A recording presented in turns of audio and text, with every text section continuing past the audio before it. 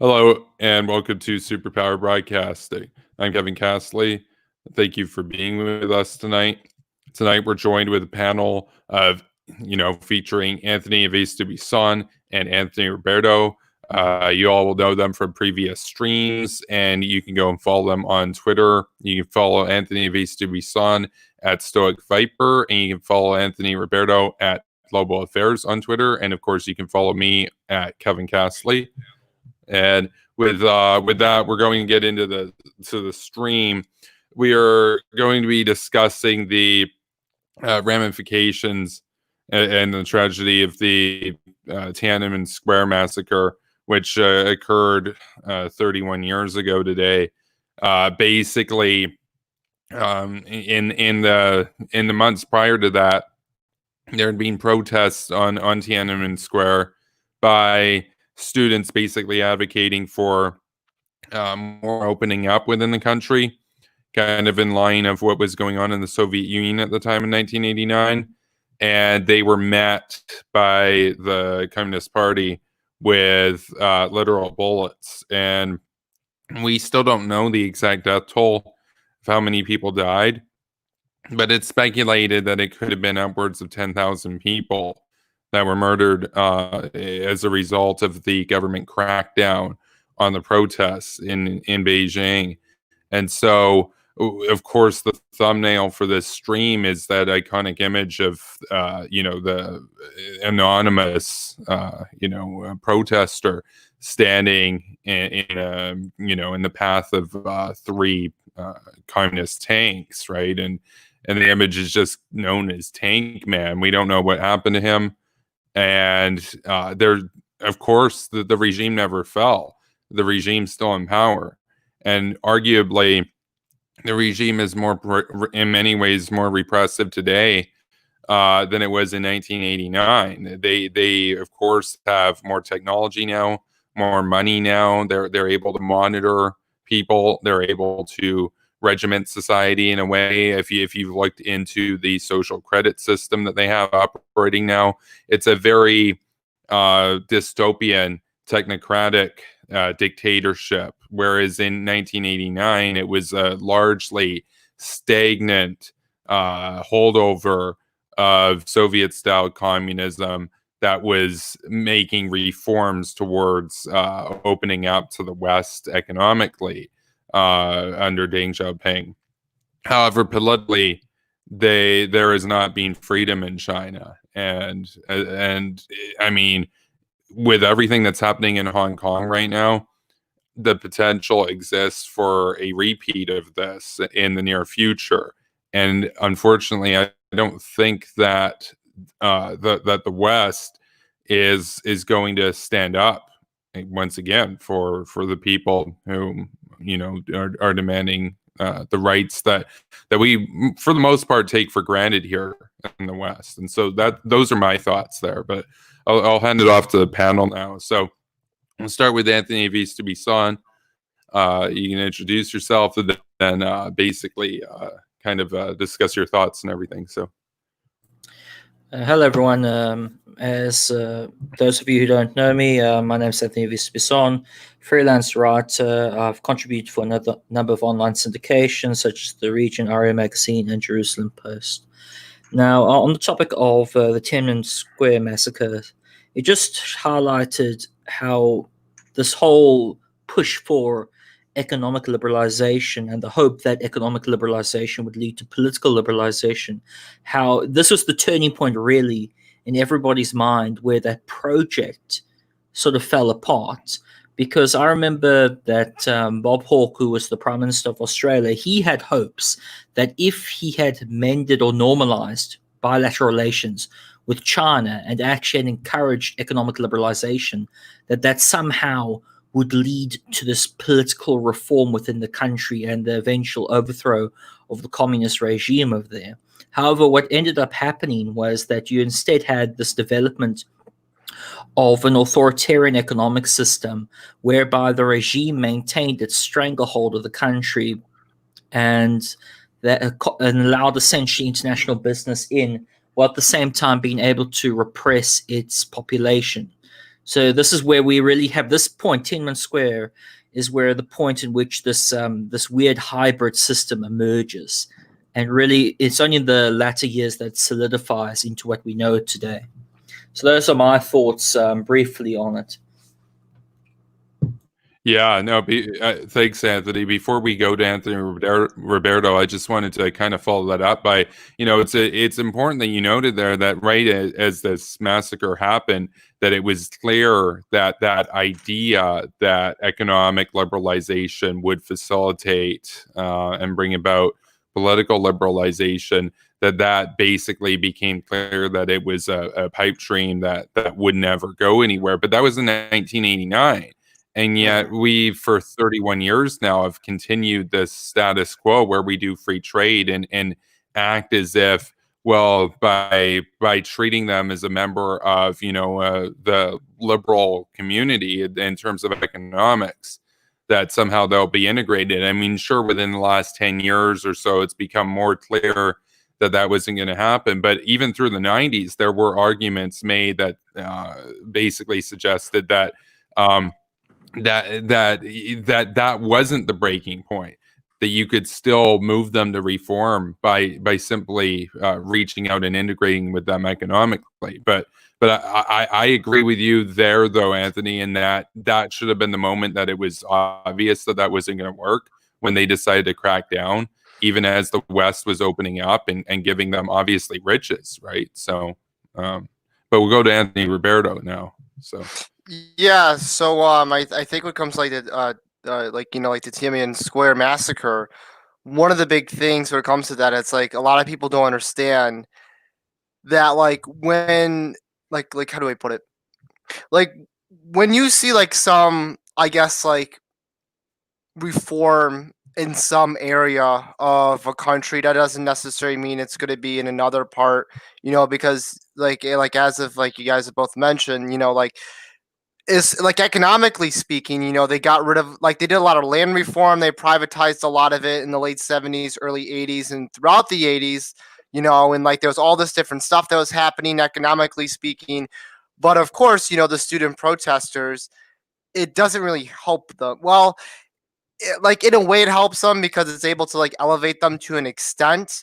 Okay, well, they're not under forced collectivization, but they're under forced collectivization in another way, which I think a lot of people don't really see it like that, because it's one of those things where it's oh, they have some capitalism. Well, that's not really, that doesn't really make them cool, Russia underwent some level of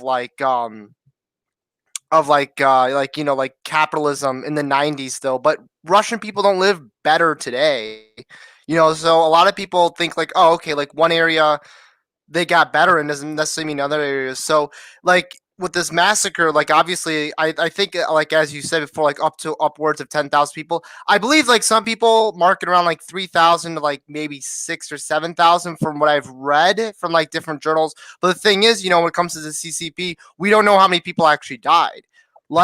They censor everything. That's the thing. So I'm gonna just assume that it's probably in the thousands of people, because we'll never know the numbers, because the CCP never likes to show that. It's with the Soviet Union or North Korea, they'll never show the actual official numbers. It's you just have to play a guessing game and see what it is. At least in America, though, if there's brutality, you can document it and you can case it and you can find actual statistical data for it.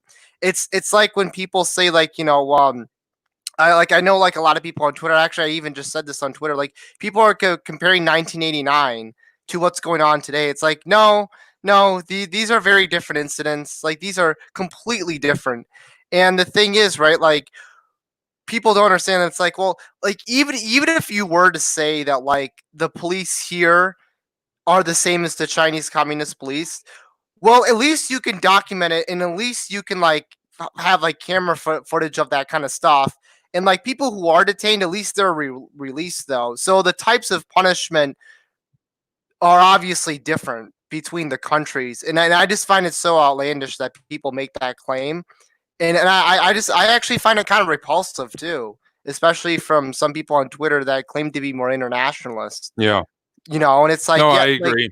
It's like, dude, like, why are you comparing us to the CCP? Like, this is completely different moral levels. Like, yeah, you saw Yeah. some level of authoritarianism because of an emergency is not the equivalence of 1989. Like, that's insane. Like, who holds these views? Like, people like Hassan, people Yeah. like Vosh. Like, this is insane. Like, absolutely insane. No. Yeah, I can answer as to who holds those views. Those are held by people who think that the worst injustice ever perpetrated in the history of humanity has happened within the United States in their lifetime, because they live in a bubble, and that they feel that them having to work at McDonald's or whatever is like the worst thing that ever happened to anybody.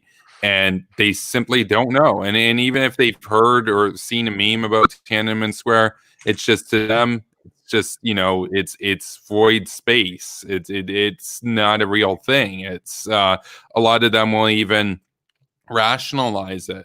I mean, especially more on the far left will say, well, the students were CIA, that kind of stuff, which is funny because actually a lot of the students that were protesting weren't even like they were trying to overthrow the government. They were actual members of the Communist Party, which is a hard thing to get to be in communist China. Like today, only about 1 in 1,000 people is a member of the party. So when you're already in that sphere of elites in a way, and you're protesting there, you're not trying to destroy the system. You're trying to have some venue to reform it. Obviously, they're not in the central committee. It's not like they're the true elites. But the point was, these were kids that were, and young adults that were going to benefit from the status quo.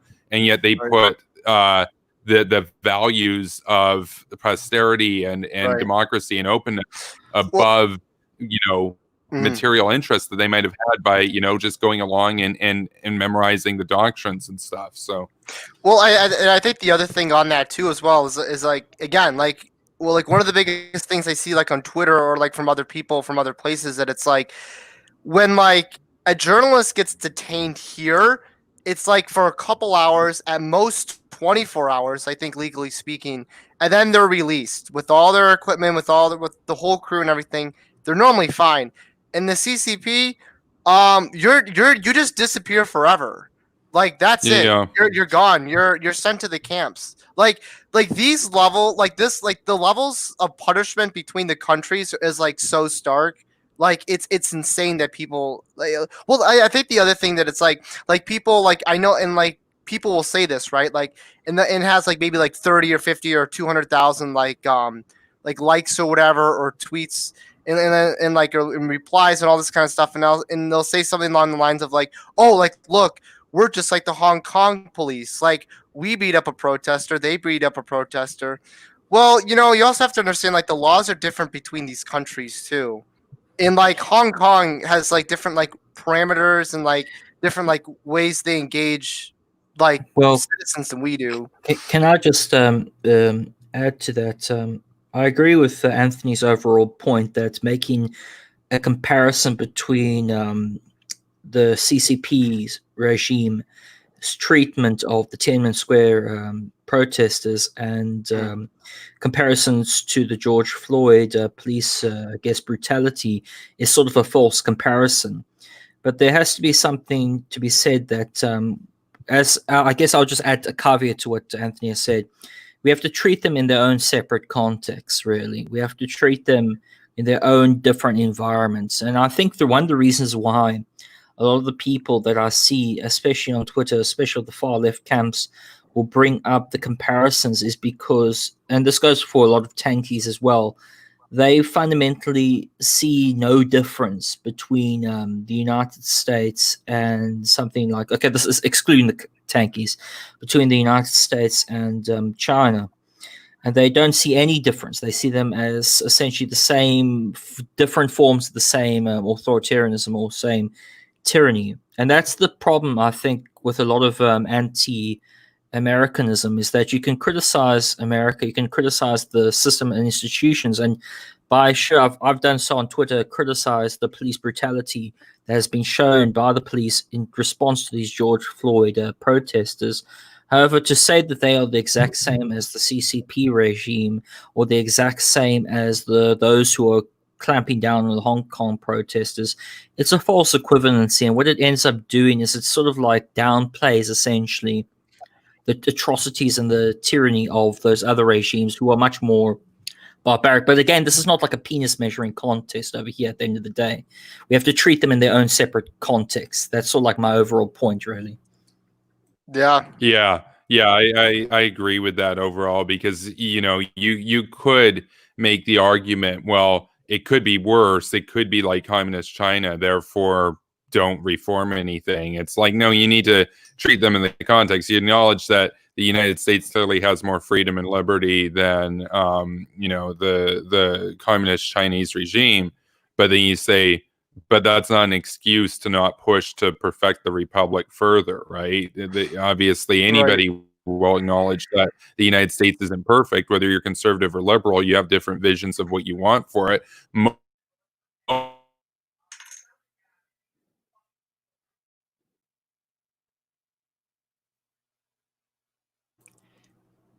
Is it me, or has Kevin's is it Kevin? Cut out?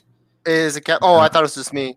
No, Kevin. it's, okay, so well, just in case, until Kevin sort of like regains his connection, we'll sort of like continue as we were going.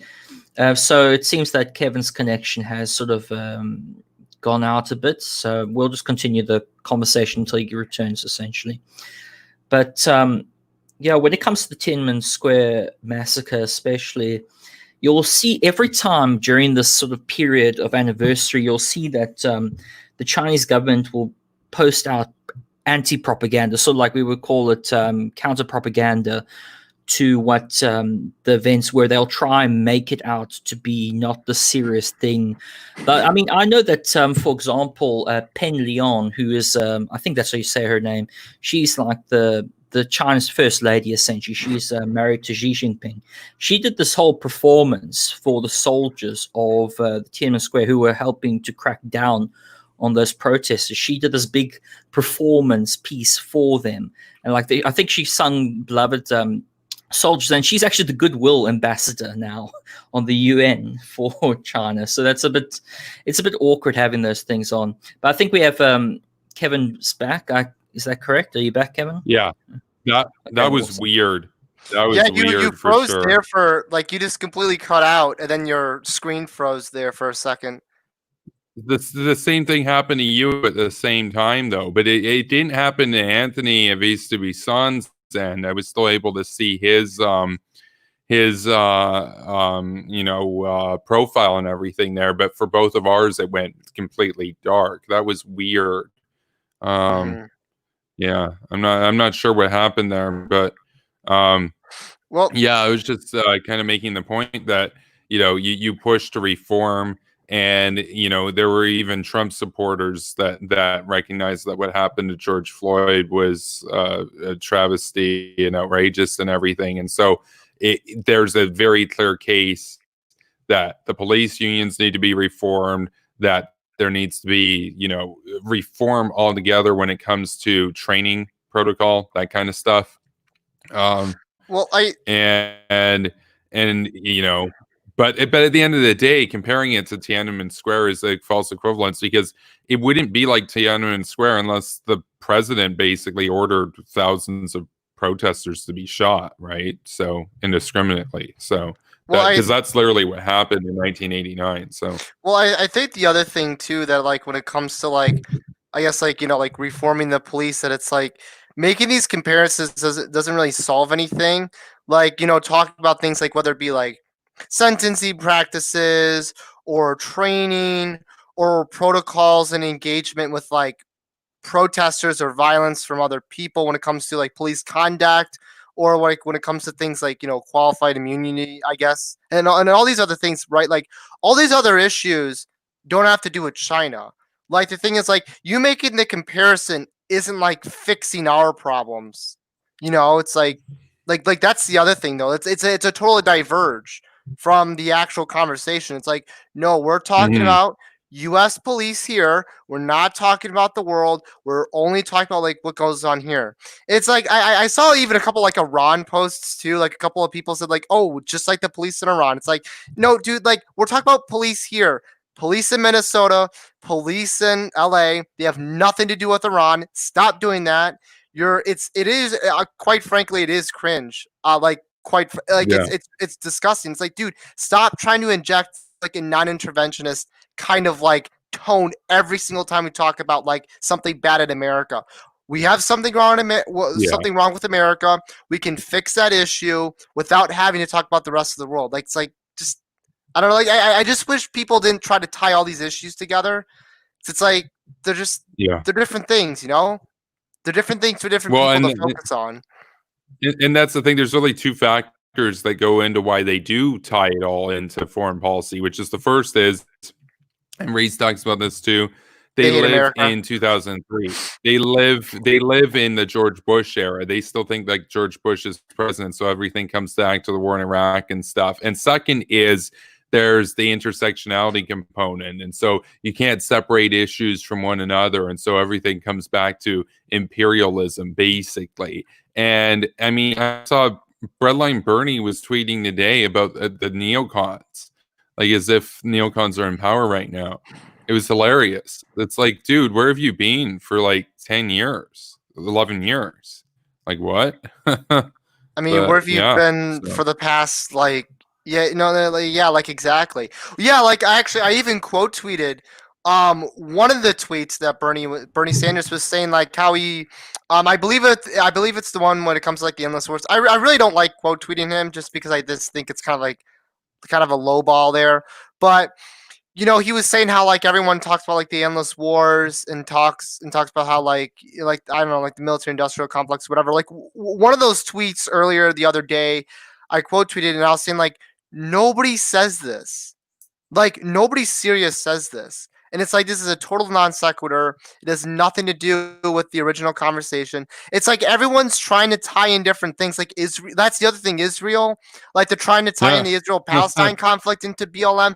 I keep seeing that on my timeline. It's like, dude, can you just focus on George Floyd? Like that's the thing. Like, no one can just focus on, like, George Floyd and, like, those kind of issues. It's like, they have to bring up Israel into it. They have to bring up Saudi Arabia into it. They have to bring up like other countries. Can I just interject on that point, maybe to provide a kind of a bit of a counterpoint to that, because I don't want it just to be a complete echo chamber of us, you know, sort of like self-masturbating each other's opinions, basically. But I guess the counterpoint I guess I would raise to that is that some would argue that these events that happened with George Floyd really raised a wider issue of racism and systemic racism.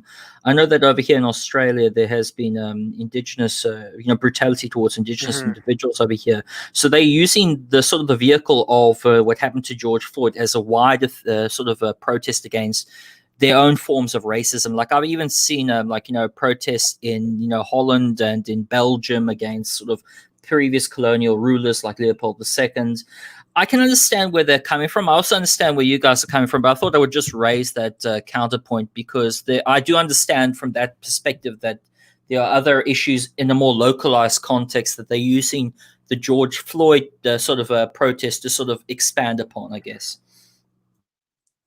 Yeah, that's accurate in terms of where they're coming from. Like, obviously, they're not simply just protesting so that Chauvin gets, into jail. I mean, one of their main points that they're protesting over right now is for the other officers that witnessed it, that were basically bystanders there, to be charged as well. And I can see that as like that there's some functionality there. But when it comes to, by and large, systemic racism is the term that they'll usually use by policing. I mean, there is nuance around it. In America, about twice as many white people are killed by police as black people, but of course, black people make up about a third of the population of white people, so it's disproportionate in that sense. So, there's nuance in both directions there. But I think that even in that context of broadening the protest to focus on, say, racism at large within America, that's still focusing on addressing an issue that's still domestic. You still don't need to bring in like Israel, Palestine, or Iran, or communist China into it. Basically, that's kind of the I crux of agree what with you Anthony on was that. saying. I was just sort of raising a sort of like a wider sort of Yeah, counterpoint just to that, because I also think that comparing it to China, Israel, and all that kind of stuff, I do think it gets a bit.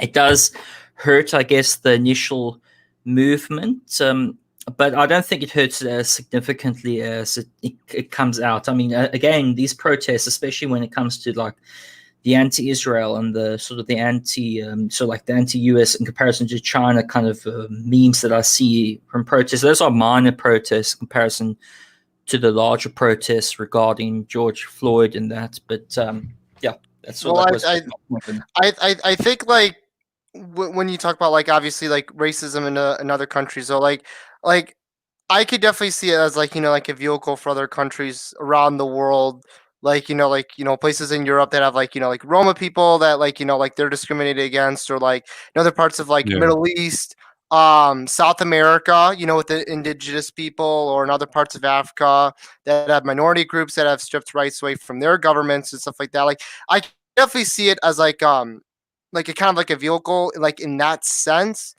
but at the same time I think again what makes protesting, what makes rallying, that like that whole concept of that, again, it's about being precise, it's about being targeted, it's about getting like I guess like more specific things though, because the more you broaden it though, like I guess like the harder it becomes, and like just making sure that like you get very specific things that you wanted, like they actually go through. I think that's like the biggest thing. Like I guess like, well, maybe not the biggest thing for me though, but it's definitely at least something for me that like I want to make sure that like, oh, okay, like to make sure like these protests are successful, like you want to make sure again you have specific targeted things that you want, because if you broaden it, you can lose a lot of. It's not even just like losing momentum. It's like nothing really ever gets done. Like that's yeah. part of the problem. I guess so. Like from this point, I do want to tie it to the Tiananmen Square massacre and this Tiananmen Square protests, especially,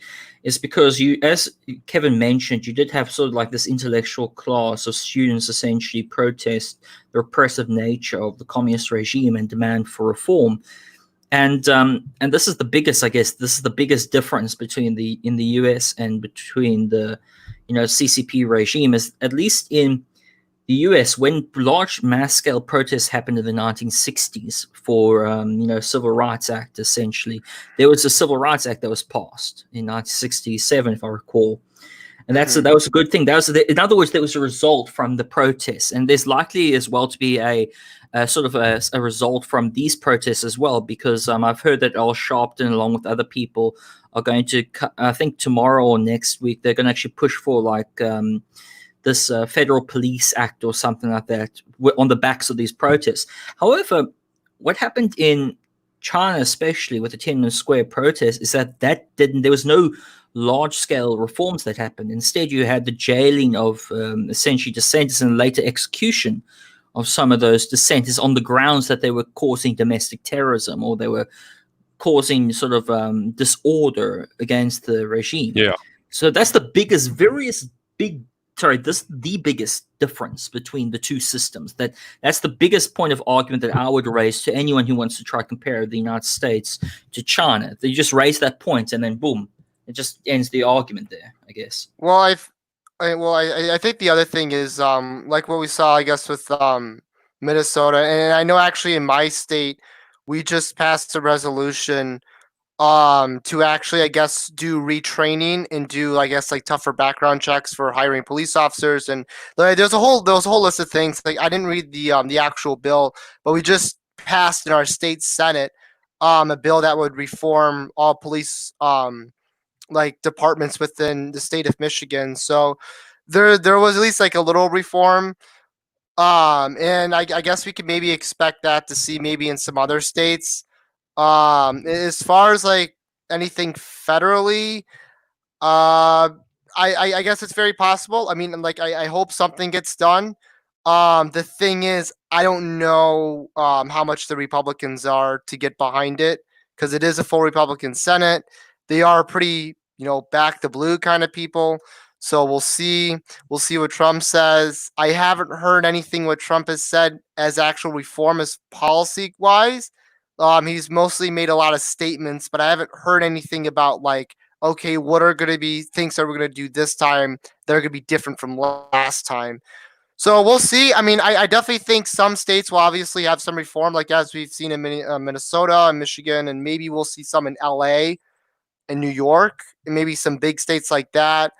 But yeah, like I hope to see the best, but I'm kind of pessimistic about it, to be totally honest.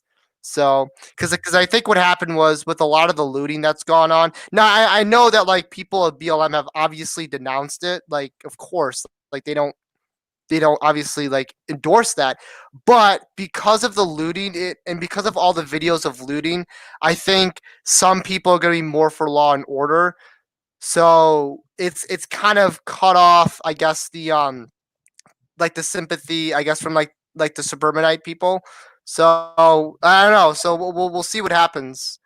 So I am a bit skeptical though, like just because like from other protests, like whether it be like Ferguson or Baltimore or like other parts in other states, there wasn't really a lot of reform or really none at all, and it was just kind of just left and dropped, and no one really did anything. It's kind of like when it comes like it kind of I hate to compare this to other kind of issues though, but like when it comes to like a gun issue or something like that, like we talk about it for like a week or two, and then it just goes dead silent, and then we're already on to the next thing. So I guess from this incident, I hope there's something that comes out of it, but again, I'm a little bit more of a realist, so I don't really think so, I guess. I just want to address that sort of point because in politics in general, I think Kevin can also speak to this. You're going to have moments where your side or your beliefs are going to be will either lose or be challenged. And if you're going to continue in the line of study that is politics in itself, you've got to realize that you're going to have plenty more of this moment. So not to say that you don't realize this, Anthony, you probably do realize this. It's just I understand where you're coming from a realist standpoint when it comes to legislative reforms and whether or not they're likely or not. But I do think when it comes to this kind of case, since the evidence was overwhelming, like did you hear that they changed the sort of the sentencing from 3rd degree to 2nd degree, which means that there has been sort of like an adjustment. They changed it from 3rd degree. I didn't hear about that. I didn't hear about that because the problem is there's a higher burden of proof there, essentially. So it's easier for an acquittal to happen. Like if he gets acquitted, these riots will look small in comparison. I know, but I just want to sort of finish my point on this. But I do think that there will be serious reforms that will be passed. I know that Trump has used this whole thing as he usually does, as a bit of a PR stunt for his campaign for the presidency in 2020. And I do think that there's a lot of people, even like liberal people like myself, who would usually have, defended, I guess, the police in these instances because we can see the nuances of it. But even now, I mean, I understand the rioting is especially bad, and because it hurts not only just the movement, but also the livelihood of people. But the thing about this is that the level of police brutality that has been displayed and how much media has actually sort of like put a little microscope on it to sort of expand its sight has been quite substantial. So I think that there is a genuine sentiment from a lot of people across the political divide. I don't know much about the Trump sycophants, for some form of change to happen. And that's very different than what can be said about the CCP in China, because the only way that change is going to happen in the CCP is for a complete removal of the regime or for regime change in China, basically. And I'm talking about the People's Republic of China, not the Republic of China, as we know in Taiwan. No, we know. Yeah, well, I think the other thing when it comes to that, of course, like Anthony's obviously right, is with the CCP, you have to destroy the entire government and start over. Yeah. With the US, you can make you have wiggle room, right? Like when it comes to like China or North Korea, you guys start all over, man. like that's the thing. Like you can't reform the Kim dynasty. You can't reform Xi's totalitarian state. Like that's not how things work. So like, you know, again, like that's what makes the comparison so like just atrocious, you know, because again, like that's the thing, yeah. Again, like, well, that's the thing, is that, yeah. And even if we get one thing done and only one thing, that's still infinitely more than the CCP would ever do for their student protests. Well, that's the thing about America, is that America's a overwhelmingly good country that has some imperfections that need to be reformed and worked through, but you don't throw the whole thing out because you don't like some of the imperfections. Whereas with communist China, the entire system is rotten. The only course of action is regime change. Now that doesn't necessarily mean outright war. It can mean sanction them, blockade them until they go bankrupt, and then you have Taiwan, the government over in Taiwan, basically reunify the country. But we can't accept them as a status quo in that sense. Whereas with the United States, the U.S. actually has mechanisms for reform that are external to the president and the circle around the president. Whereas in communist China, anything that happens, any change that happens, is a result of the central committee, and specifically the leader. And so if reform does happen, it's usually draconian. It's usually, as Xi Jinping is doing, usually things like, oh, well, now we're going to gulag everybody who's Uyghur, and now we're going to impose communism on Hong Kong and this and that. And so they are a system that's capable of reforming. They become more totalitarian each year, basically, right? So they're going in the other direction.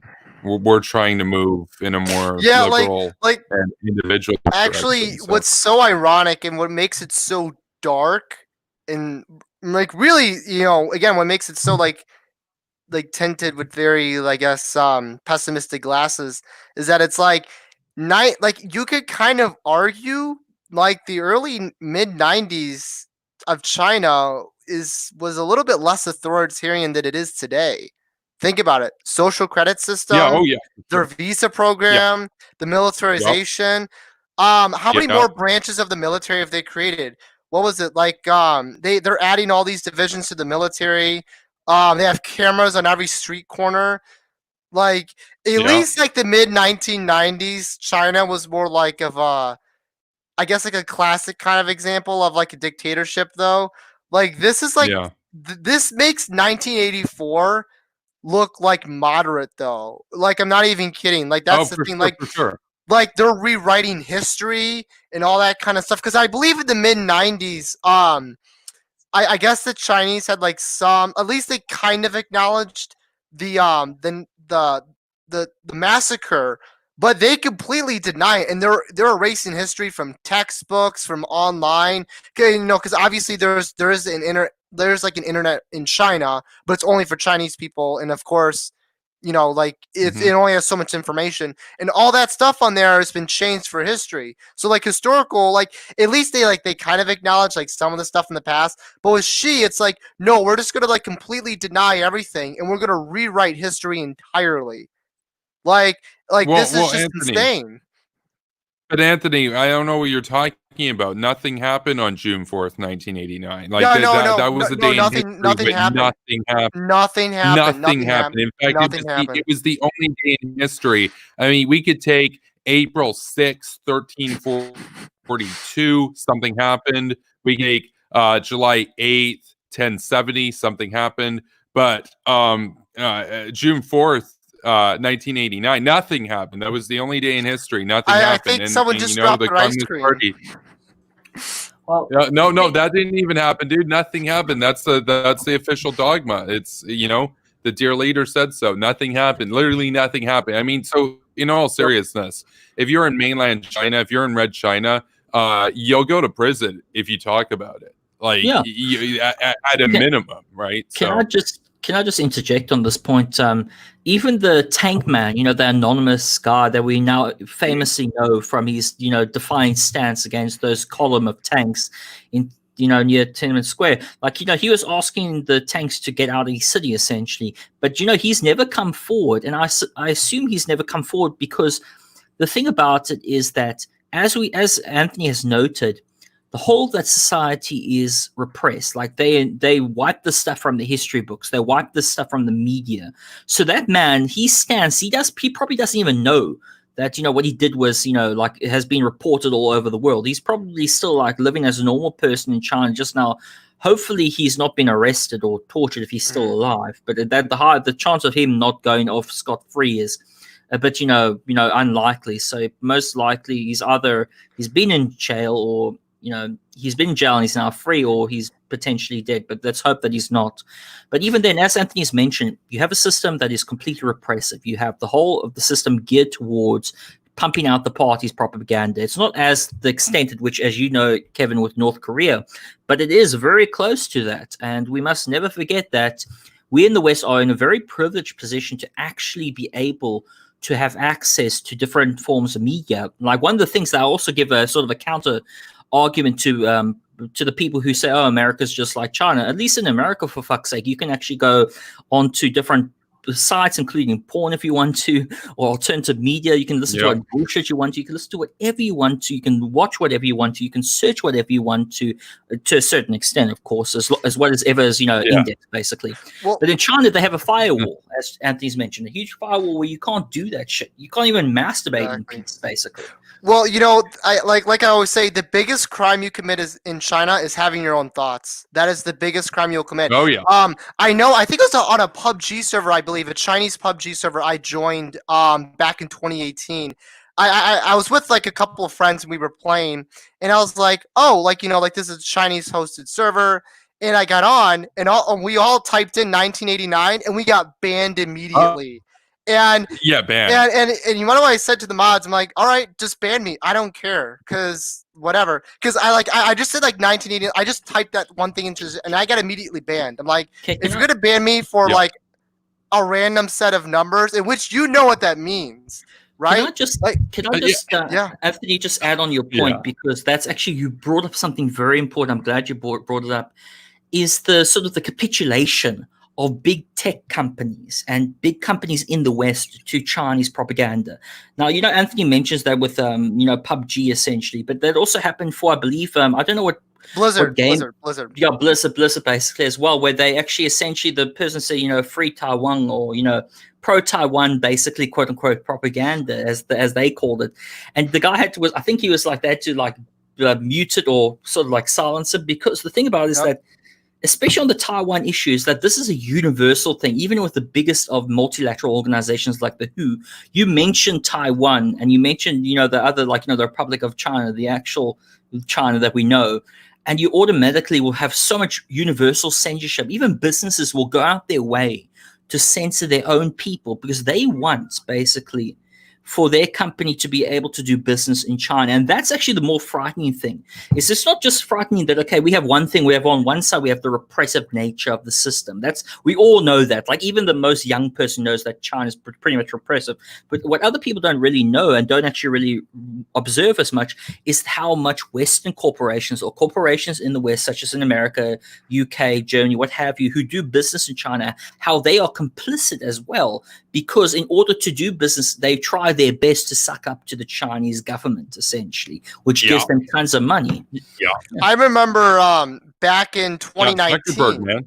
I remember back in 2019 when I believe it was one of the coaches for the NBA. He said one thing wrong, like one minor thing about China. Oh, total ban, 100% ban. Out of there, all of them. And the thing is, they'll ban everybody. If you're associated with someone who says something wrong, then you're banned as well. They banned all the teams, everything. And all it took was one person. That's the thing. Like, it's so beyond crazy. Like that. Like, that's like saying, like, if Kevin said something wrong, all three of us would be banned because we were associated with Kevin. Like, that's how extreme this goes. And I believe it's even further than that in North Korea, from what you've told us, Kevin. Well, North Korea is a different. I don't really want to get into North Korea on this stream because it's apples and oranges.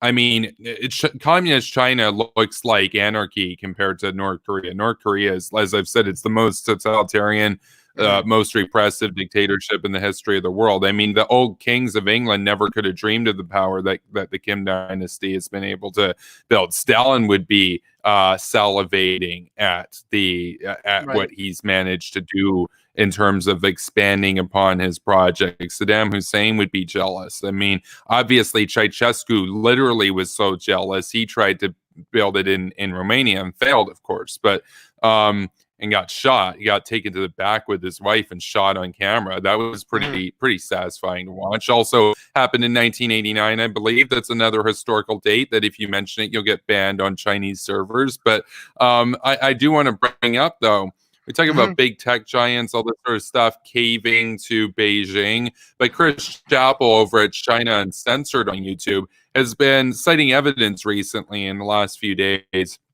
indicating that YouTube itself will remove comments that use phrases such as communist bandit or other KMT phrases from the Chinese Civil War, all these obscure sort of things, as well as references to Tiananmen Square, the protests. And so YouTube is really trying to court the Chinese leadership. Facebook, of course, has been notorious for trying to court it. There's that cringy picture of Mark Zuckerberg participating in like some relay race or something, and it's smoggy as hell out, and he's got this big smile, and he's like, yeah, give me money or whatever to the Communist Party. And it's like, dude, how embarrassing is that? Imagine he's already got like $10 billion by this point. Like, if I had $10 billion, I mean, I don't really have any money right now, and I'm not sucking up to the communist Chinese government. Like, if I had $10 billion, like, he's got fuck you money. What's he doing? He can literally say, I don't care what you think of me. And instead, he's prostrating himself and bowing down and saying, oh, what can I do, Mr. Xi? How can I appease you? How can I make my platform accessible to your market? And it's so sad. Hollywood is completely cucked on this. I just want to say, if you watch if you watch the new Red Dawn movie, where it was originally going to be communist China invades the United States, the communist Chinese didn't like it, and they're like, well, you can't show it in our theaters if you do that. So then they changed everything to North Korea, and they spent a lot of money because they had already basically filmed the movie. So they had to redo a bunch of stuff. And it's like, that's the kind of power that we're giving these guys. The Soviets never had that kind of power. If the Soviets said, hey, look, we don't like that James Bond movie you put out, Reagan would have been like, well, screw you. But now if Xi Jinping says, hey, look, we don't like the Red Dawn movie you just put out, everybody's like, oh, what can we do, Mr. Xi? How can we serve you? How can we appease your sensibility so you don't get triggered? It's pathetic, man. It's like, I mean, it's just the Soviets never had this kind of influence, and we gave them that influence. So the really, really big problem, and I guess this is kind of a problem, I guess, with capitalism to an extent, is the fact that, like, for example, okay, so I believe it was Tim Apple, the CEO of Apple or whatever, he came out, and when he was on a interview, I believe Tim Apple. That's a Trump thing. It was Tim Cook. Well, I'm sorry. Well, I still call him Tim Apple. I still call him Tim Apple. But that's a meme. I know. Tim Apple too. I still call him that just because of the thing that happened. But anyways, when he was on an interview, when he came out for an interview about, like, well, like, what are you gonna do with China or whatever, and well, he said, like, well, we don't really care about Russia as much because Russia doesn't have much of a marketplace for us, because, like, barely anyone uses our products in Russia. So we're okay if the U.S. said, oh, well, we're not gonna deal with Russia anymore, because again, they see countries like Russia or whatnot that are authoritarian. They're like, well, we don't make much money off of them, so we can afford to lose them, though. However, when it comes to China, Tim's like, no, like, we can't lose that market base because so much people buy our products from there, and we have supply chains, and we have, like, a lot of employees, and we have, like, a lot of like different offices that are built there and that are maintained there, and we provide services and whatnot. So when a lot of our market value, I believe, I forgot the percentage though, but it's pretty big though. But when it comes to China, there's so much more investment into there. So, like, when the CEO of Apple says, like, yeah, we can't pull out of China, like, that kind of makes sense, where it's like, when it comes to places like Russia, that's the thing. Like, when it comes to places like Russia, for example, they don't have much of a marketplace, so it doesn't matter. Like, who cares? You want to put an embargo? That's fine. But you can put an embargo on China? No. That's a problem because we have a lot of money and we have also a lot of potential money. That's the other thing too, that like when it comes to places like Blizzard or EA or like other big corporations, there's a huge potential market there that they want to sell their products to. So not just the current base of what they already have, but there's a wider amount of people, especially since more people have entered the middle class in China. They want to tap into that market. And it's like, well, to do that, you have to go through the CCP, which is like the most bureaucratic system, one of the most in the world. And it's like, yeah, like that's how they want to do things. So it's really tough, because a lot of these companies, they want to make a quick buck off of that though. And again, it's really hard to like you can't really convince them not to. You you can't, like, it's hard to just say like, well, EA, you just can't sell games in China like that would, they would lose them a lot of money. So it's really kind of hard to, I guess, convince corporations to move away from China. Really hard. That's the thing. And when it comes to matters of national security and everything, it would be the same as telling them, hey, look, you can't sell games in the Soviet Union, dude. We're in a Cold War. Like, at some point, the government has to come in and say, you can't sell games to like ISIS. So like, why are we going to sell this here? I mean, we just normalized our biggest enemy. I mean, the West and communist China, if we don't do anything and get proactive and really contain them and bankrupt them now, there will be a large world scale war between the West and communist China at some point. It might take 50 or 100 years, but that's what we're on a path towards. So I don't like the appeasement. I don't like this whole argument, oh, but some corporations would lose money. It's like, I understand what you're saying, Anthony, but that's like capitalism shooting itself in the foot. It's like, if you actually wanted to preserve the capitalist system, you would get tough and crack down and say, well, you can trade with them when they're a democratic country. You can sell your stuff there when they're democratic. Because right now, I don't care what some corporations think. I just don't care. So, well, the thing, can I just interject on this point over here, is that I do want to say that it's a short-term policy to continue trade with China and excuse its other atrocities and its other repressive tactics. It's and essentially sort of like kowtow to them. It's a short-term policy because they may think that they're going to make money in the long run, but in the long run, what they're doing is actually more harmful than good. What it's doing is undermining the whole system in which they base their profits off of, and it's undermining the process of democracy in the same turn of events as well.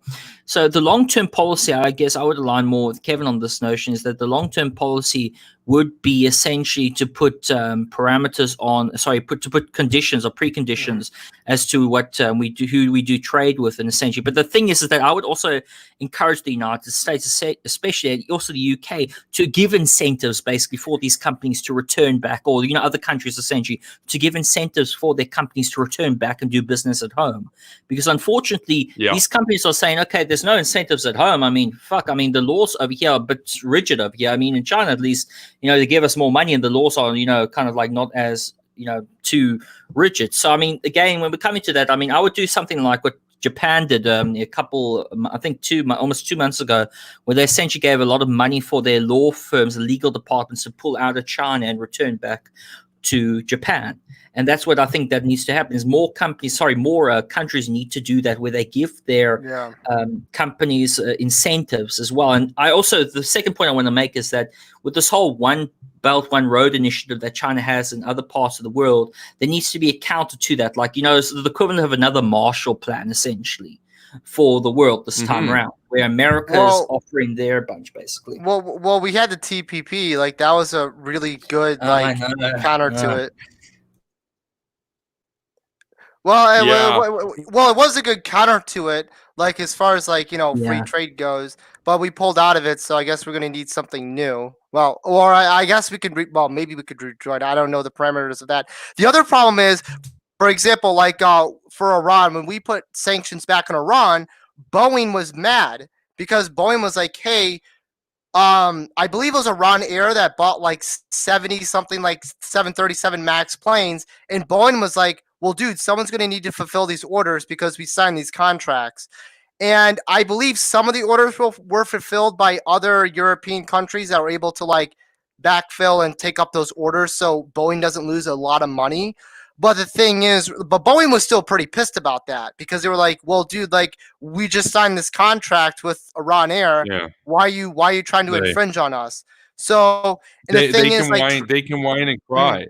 They can whine and cry. Like, you don't get to trade with Hitler. You don't get to trade with ISIS. Why you get to trade with Iran? Like, I don't get it. Right. Like, at some point, grow up. Like, yeah. Well, again, I'm just providing what they said. The thing is, like, when it comes to places like, no. Oh, okay. Yeah. Well, the other thing that it's like, for example, like if you're a company like Ford or like, I guess maybe like Chevy or whatever, like they sell millions and millions of cars in China.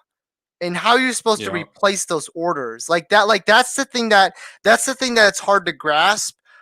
We could give some incentives, like what Anthony said. I 100% believe that. Like, yeah, like if you want to move your supply chains to like the Philippines or like I don't know, like some other country, like that's totally fine. I believe it's manageable with some companies. I just think with some corporations, it's going to be a lot harder though, especially like how you're supposed to replace or replenish orders of like 3, 4, 5 million. Like I know there's like an untapped market in India, but it's really hard. It's really hard to get these companies to move away. That's the problem. Why are we caring more about some short-term or 1 or 2 quarterly profit earnings of some companies over the continuity of our civilization? I don't get that. Like, I'd rather these corporations go bankrupt than we die out. you could ask them, man. I mean, yeah.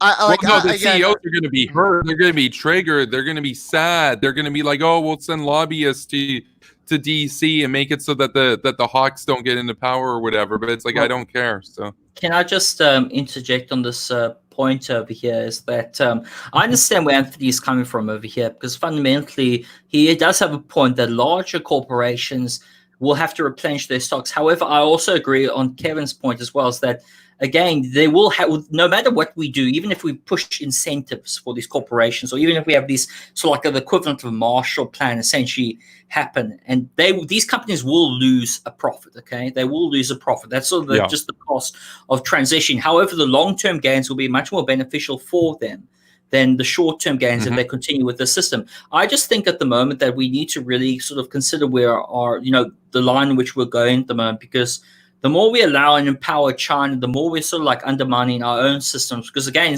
as you know, Kevin, despite Kevin's rhetoric like that, he does have a point. It is like trading with Hitler. It is trading with ISIS like that. Yeah, there were oil companies essentially who were still doing business with ISIS at the end of the day, because they could still get a profit. But again, you see that's a short-term thing. And I know it's a sort of like a different comparison to China like that. But again, it's a small microcosm of what the biggest things happening with China and Western sort of business relations, I should say. Right. Well, I know there was the case with Hitler.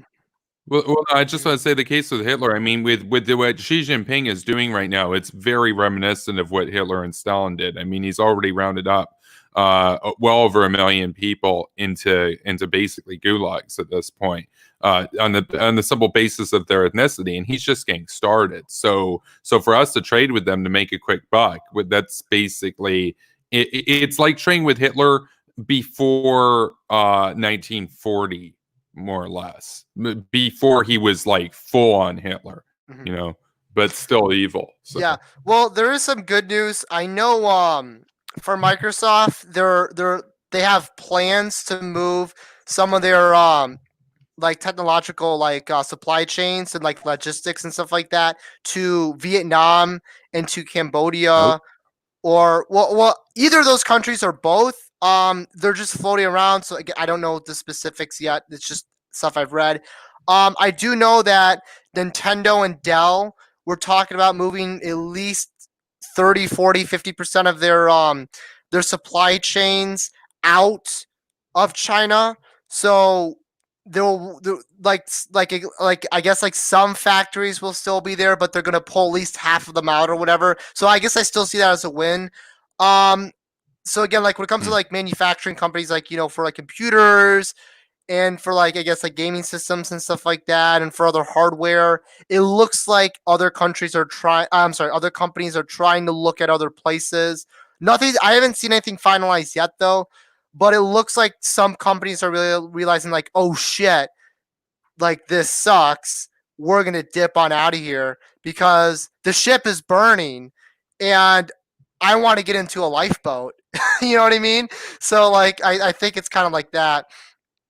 But like, again, like I guess when it comes to some of the bigger corporations that have like large investments, it's gonna be harder. So like I don't know exactly what's gonna happen. It's definitely going to cost a lot of money out of our pocket. For Trump to have businesses come back here. So again, I don't know what Trump's plan is. Now again, I understand I understand Trump's sentiment. I'm not like Orange Man bad or anything like that though. It's just we're going to do it's going to be a lot of subsidies and we're going to be paying out the ass for companies to come back here. Again, in some ways I like it, but it's going to be a big cost that we're going to have to pay for. But again, I still agree. Trump is right about China. China is a snake when it comes to trade. They don't trade fairly. No, I just want to say on that. A Marshall Plan, especially a Marshall Plan meant to counter the One Belt, One Road initiative in terms of Central Asia and everything, that would cost a lot of money. The old Marshall Plan from the 1950s, that cost about $9 billion, adjusted for inflation today. That's, I forget if it's a factor of 10 or 20, but the point is it's somewhere between 90 and $180 billion in today's money. That's a lot of money just for one go. And of course, you're going to have to do TPP, plus you're going to have to focus on Central Asia. You're going to have to focus on India. All this stuff is going to be very expensive. But you could have made the same argument. These corporations could have made the exact same argument back in, say, 1951 or 1949 or whatever, before the Cold War got super hot, and said, well, let's just open up factories and stuff and trade in the Soviet Union. They've got tens of millions of people. We can sell them stuff. Imagine if America had said, oh yeah, that's a good idea. They would have now become stuck to the Soviet Union and indebted to the Soviet Union. And in a similar way to how we are to communist China right now, the Cold War could have gone very differently. So can I just also say that when it comes to these kind of things with these different businesses and like that, we have to remember also at the time during post World War II that essentially we're dealing with not just an economic battle, but a cultural battle as well. And over here, it's the same thing. Is that we kind of forget that in the West, like even in business terms, like in business, really, you don't really focus much on, I would assume, the ideological aspects. You focus more on, the monetary and financial aspects, because that's what the nature of business is. You're trying to get a profit. The thing is that we forget that China, for example, when it does business, it has an ideological lens that it's doing business through. In other words, businesses have to be approved by the Central Committee. They have to, be, within certain metrics, basically. And we forget that is that over here with China, when it has its businesses out, those businesses are sort of like acting as de facto proxies for China. And we forget that because in America, since we allow all these big tech companies sort of to do their own thing, because we're very laissez-faire capitalism, basically. We allow these big companies to do their things. We actually forget that the Chinese aren't doing that. The CCP aren't doing that. They essentially have, we are sort of allowing all these sort of like free bandits to go out and play and, do their thing. Whereas the CCP have like a full professional business army, essentially, that is doing their work in other different countries, and they make no apologetics about that. Yes, they'll say on TV in the West, they'll say, "Oh no, China's here for just doing business." They'll do the apologetics, but in China, Beijing, as my professor told me, they openly say, "You know what? We have a plan over here. We have a vision for the CCP and the regime." Yeah. It's like neo-mercantilism that they're doing. For all this rhetoric about them as being, a player and a member of the international liberal economic order, at the end of the day, they are a very protectionistic, sub-optimizing, only nationally focused, neo-mercantilist empire at this point, which has literally neo-colonialistic ambitions over Africa and Asia in particular. And we're all just playing this game where we do fair trade and stuff, and we don't put any rules on companies or whatever. They are acting very cohesively, and they're trying to use some of what the Marxists would term the contradictions of capitalism, or as what I would call it, the downsides, the vulnerabilities, but that I would still note that the vulnerabilities are greatly outweighed by the prosperity that comes from it. But like, it's the same thing with democracy. Democracy has weaknesses against dictatorships because, for example, Putin can spread all this bullshit memes here to hype up division, and we can't do the same in his country because they rig their elections anyway. So we're powerless in that sense. But it doesn't mean that democracy is bad. It just means you need to understand that we have these vulnerabilities that they don't. It doesn't mean that you adopt what they're doing. It means that you have to take a more Machiavellian approach to it, where you say, in an ideal world, when we run the world and there are no more wars or anything and it's all one system, we can do what we're doing now. But in this crisis, in this Cold War, we're going to have to act somewhat more in a state-directed way when it comes to managing international affairs. You can still do your free market stuff within the country, but you can't, you're not doing capitalism a favor by trading with communists to make a quick buck, because they'll screw you over, and they know it, and they're not going to honor any deals. So, I believe a lot of people, a lot of economists have coined China as crony capitalists, which means that it's like capitalism on paper, but in practice, you're sent to the camps if you do something wrong, or you sell the wrong thing, of course. So it's quote unquote capitalism.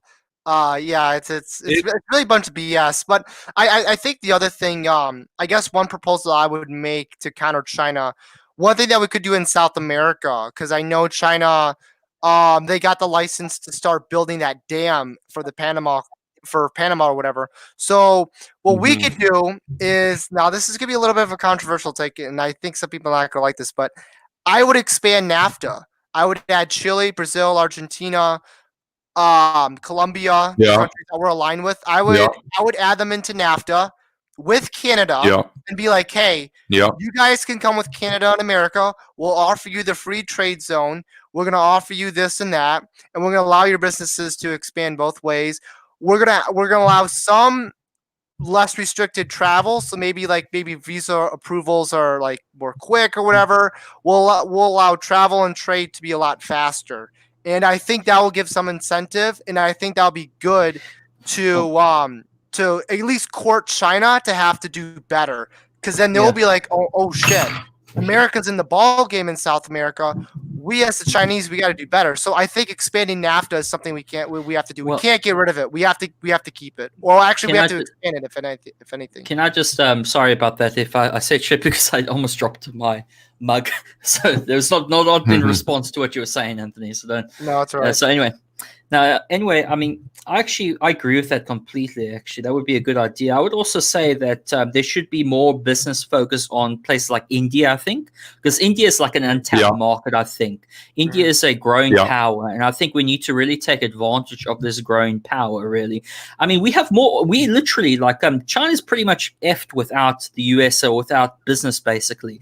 If all the nations could form something like an Anglosphere Union or something like that, where you have Britain, who is now out of the European Union, sort of Britain along with America, South America, Australia, New Zealand, and India, if they can all form some form of a union where they do business with one another and they incentivize business within this union while actually discouraging business with China, you'll see China in even less than 20 years collapse. The CCP regime would collapse, because we're essentially doing a policy of containment against China, which we should be doing. We should be doing a policy of containment. Well, honestly, when it comes to Britain, now that they're out of the EU, hot take, but why don't we try to take an advantage with the British and just say hey, we'll offer you free trade. That's why I don't understand about Donald Trump. Why don't you take this opportunity to draw Britain closer to us though than to Europe? Yeah, no, Trump. That's the thing. Trump. Why don't you think about these kind of things? Take these bad things and try to steer them into a positive light. That's the thing I don't get about Trump. Trump thought that Brexit was very good, of course, and Putin was in support of Brexit.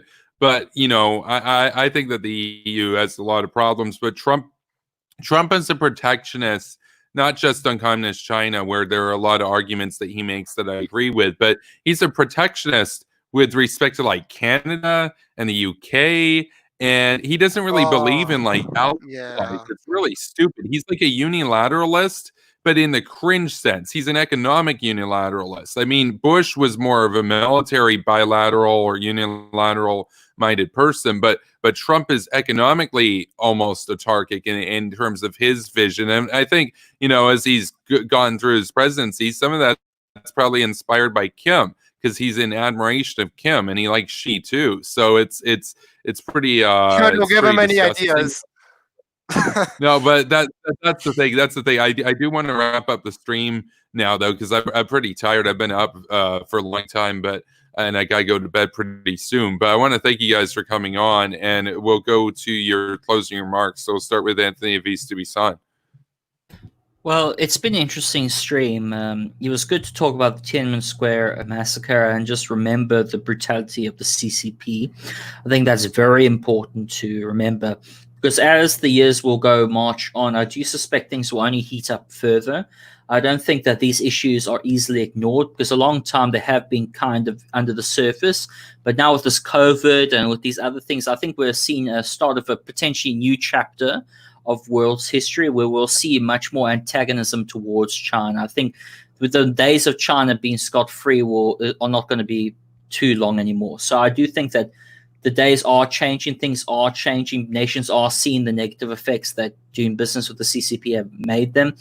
So I think that in the end, if we're going to, I don't want to say the victory speech, because, Fukuyama made this great sort of speech wrote this huge book that said essentially the history had ended after the fall of the Soviet Union, which of course we know that didn't really happen. So we mustn't be premature about this, but I do have cautious optimism towards the future. And with that, I think, thank you for having me again on the stream, Kevin. Thanks for being here, Anthony, as well. Yep. And everyone have a good night. Yeah, have a good night, Anthony. Thanks for coming on. And with that, we'll go to Anthony Roberto for your closing remarks, and then we'll go to me. I've got a short few things to say to close, and then we'll close the stream. I will. I'll keep it pretty quick.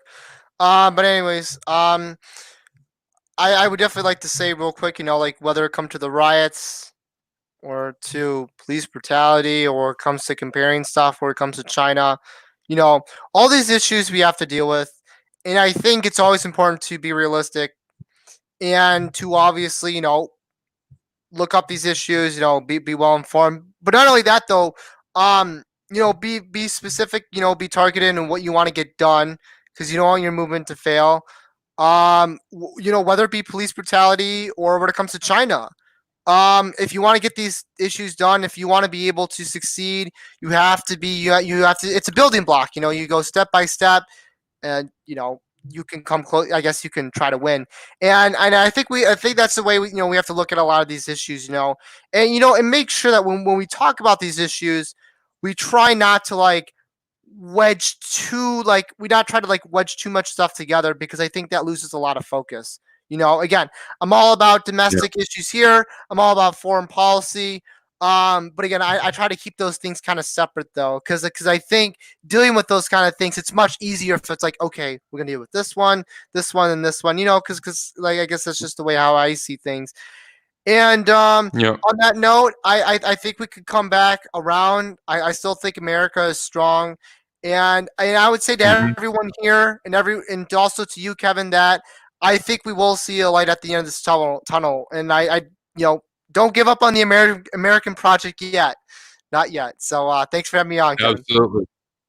Absolutely. I mean, there's no giving up on the U.S. I mean, as Bob Kagan said, there is no guarantee that the good guys win just because they're the good guys. If the good guys are willing to fight, he talks about how the jungle will grow back, and he talks about the resurgence of authoritarianism and totalitarianism in the world in the absence of American leadership. And he makes a point, basically, history is not in that sense teleological. There's no predestiny. There's none of this. It's simply, we have a great thing going with the Enlightenment here. We can either fight for it and expand it and promote it, or we can cower and withdrawal into moral relativism and nihilism and cynicism and shame and guilt and false equivalence and isolationism and say, well, we're actually the bad guys. And then we hand off the world to our enemies and then they win. And that's that for the end of time. And so we, of course, here, we are the vanguard of the West. This is what we talk about. This is what we push for. We push for the absolute, conviction that at the end of the day, you have to go with the West. We want to make the West better, but we also want to expand Western interests worldwide. And when it comes to communist China, we talked about it on air tonight. The massacre that occurred in 1989 revealed the true nature of the communist regime. Now, you could say to me, of course, Kevin, well, that regime, we knew they were brutal. Look at how tens of millions of people that Mao killed, right, between 49 and, the mid-70s, right, when he was in power. But I have news, though, because, yes, we knew that, and we knew that those old communist systems were capable of immense brutality and a massacre on a scale that no previous mode of ideological sway could have come even close to, with the exception of fascism. But the thing is, what Tiananmen Square, even though the death toll from that is anywhere near the orders of magnitude greater that Mao killed, it stands out and reveals the true character of the regime more starkly, because Mao was isolated. Mao was autarkic. He wasn't trading with anybody after the Sino-Soviet split. They were on their own, and they killed a lot of people. Whereas when Tiananmen Square happened, China was becoming economically integrated with the world. The West had opened its doors and said, hey, look, I mean, there's all this opportunity here. Come and try to be more like us and help us fight the Soviets, and we will offer you all this prosperity. And they took the deal, and they worked with Nixon, and they worked with Reagan, they worked with Carter, etc. But the thing is, when Tiananmen Square happened, that revealed the true nature of the beast. Because then you look at that and you say, wait, you've had every opportunity afforded at this point. We've given you tremendous wealth. I mean, back under Mao, when they were isolated before Nixon went over, they were one of the poorest countries in the world.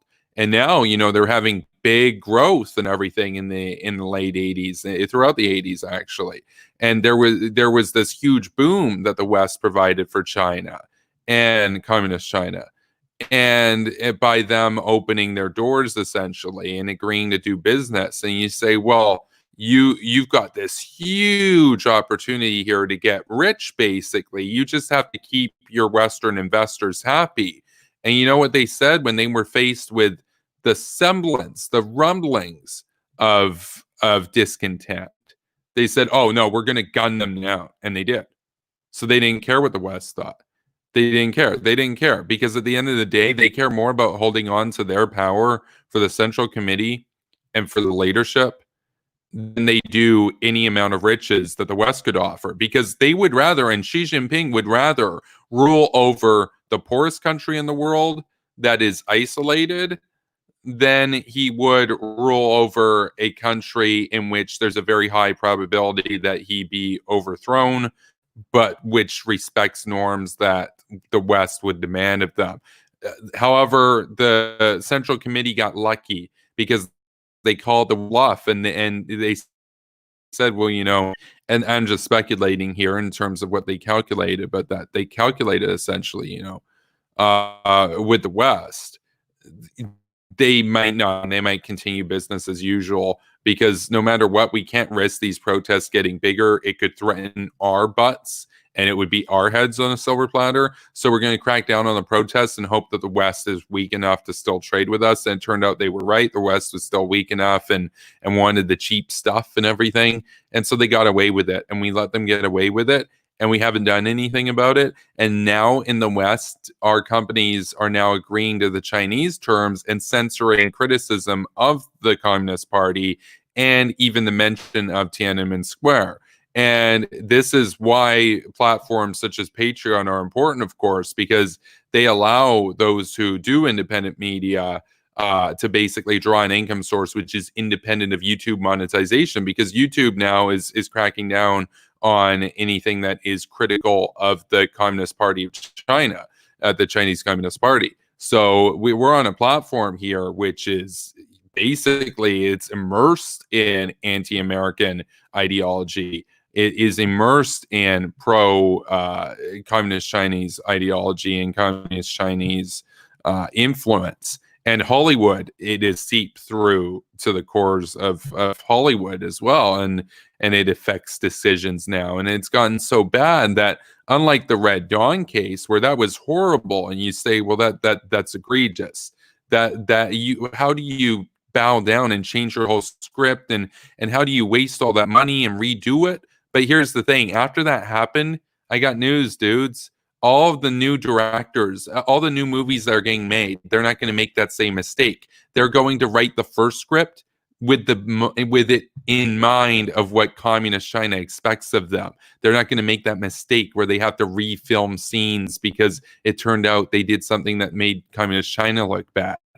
They just will self-censor now. This is the world that we're living in. They're winning the Cold War right now, and we have to get tough. This is, we've had many of these Sputnik moments. I think that the COVID pandemic should be that Sputnik moment for the West, where we realize, crap, they've crippled our economy. They don't care about us. They take Lee basically that we're on our knees now, that we are brought to our knees as this pandemic sweeps through our nations. They view it as a victory. They hate their own people. They kill their own people.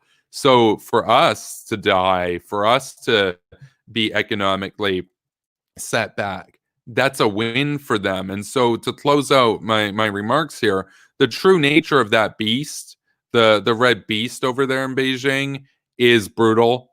It is heartless.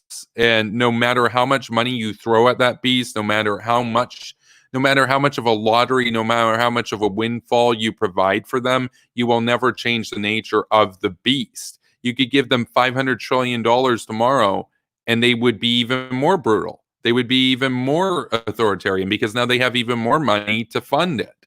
And so, again, it goes back to the example that I give. If you give a bully $1 million, is he no longer going to be a bully? No, he's going to be a bully, except now he's going to have $1 million to rub in your face. So you don't change the nature of demons by conducting free trade with them, by conducting liberal economic policy with them. The only course that you have to take now to rectify the situation is regime change. And there are different ways that we can go about it. We can blockade them. We can severely sanction them. We can push towards having a united bloc that refuses to trade with them so they go bankrupt. Or we can wait until the war happens, and then we can get rid of them that way, though that will be a lot more painful. But my worry is that it's going to come to that because our leaders right now are so weak. And I don't think that we're, the pessimist in me doesn't think that we're going to do very much to clamp down on them. It's been 31 years since Tiananmen Square, and we still treat them as a status quo power. It's unacceptable. It's disgusting. And it's a disgrace to the memory of all of those brave students who died fighting for the freedoms that we take for granted. So, we shill for that regime to make a quick buck. It's pathetic. So those are my closing remarks here. Thank you for watching, everybody. If you'd like to support my work here, be sure to go to my Patreon. That's patreon.com/superpowerbroadcasting. Even $1 a month helps. And again, thanks for Anthony Dubuisson and Anthony Roberto for being on the program tonight. Again, you can follow Anthony Dubuisson over on Twitter at Stoic Viper, and you can follow Anthony Roberto here over on Twitter at Global Affairs. And you can follow me on Twitter at Kevin Castley. And with that, we're going to wrap up this stream. Thank you, everybody, for being with us tonight. Have a good night, everybody. Peace. Have a good night, guys.